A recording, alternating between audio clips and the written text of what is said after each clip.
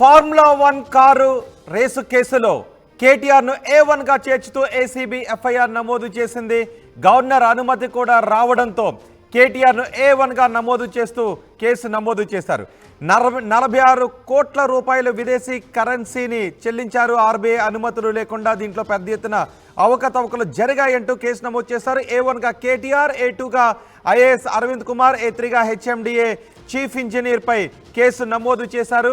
అయితే దీనిపై ఎటువంటి విచారణకైనా సిద్ధంగా ఉన్నాను అంటూ కేటీఆర్ మాట్లాడారు. ఒకసారి కేటీఆర్ సభలో ఈ విషయం గురించి, తనపై నమోదైన కేసు గురించి ఆయన మాట్లాడారు. ఆయన ఏం మాట్లాడారో ఒకసారి చూద్దాం. ఏదో శాసనసభ సమావేశాలు జరుగుతున్న సందర్భంగా నేను మిమ్మల్ని రిక్వెస్ట్ చేస్తా ఉన్నా సార్, ప్రభుత్వాన్ని కూడా కోరుతా ఉన్నా. నిజంగా ఈ ప్రభుత్వానికి చిత్తశుద్ధి ఉంటే, ఈ ప్రభుత్వానికి ఏమైనా ప్రజలకు వాస్తవాలు తెలవాలన్న విషయంలో వారికి ఏమైనా నిజంగానే ధైర్యం ఉంటే దయచేసి ఈ రేసులో ఏదో కుంభకోణం జరిగిందన్నారు కదా, దాని మీద చర్చ పెట్టండి, మొత్తం సమాధానం చెప్పడానికి నేను సిద్ధంగా ఉన్నానని చెప్పి మీ ద్వారా తెలియజేస్తా ఉన్నా. కేటీఆర్ అంటున్నారు ఫార్ములా 1 రేసులో ఏదో అవినీతి జరిగిందని అంటూ ఉన్నారు కదా, దానిపైన సభలో చర్చ పెట్టండి అని కేటీఆర్ అంటూ ఉన్నారు.